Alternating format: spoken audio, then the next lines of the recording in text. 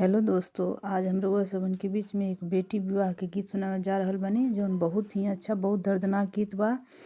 तो गीत सुनला के बाद लाइक शेयर और सब्सक्राइब करल ना भूलम लोगिन। और कमेंट बॉक्स में जरूर बताएम लोगिन कि ये गीत रउआ लोगन के कैसन लगल। अच्छा लगी तो भी कमेंट करम लोगिन, ना लगी तो भी कमेंट करम लोगिन। तो चली हम लोग सब के बेटी विवाह गीत सुनावे जाता ने। आमवा के पतवा झलमली सुगना दलमली ताही चढ़ी बोले ले कोयलिया त छाती मोरा फाटेल हे।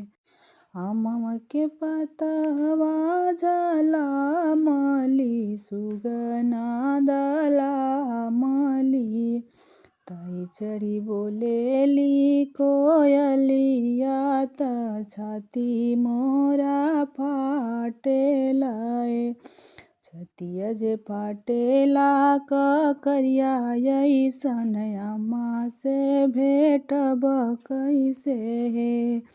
छतिया जे फाटेला करिया ऐसन चाची से भेटब कैसे हे।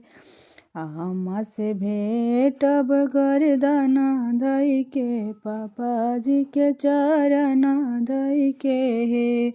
सखिया से भेटबो सड़क बीचे अब सखी दुर्लभ हे। चाची से भेटब गर्दन धइ के चाचा जी के चरण धइ के। सखिया से भेटबो सड़क बीचे अब सखी दुर्लभ हे।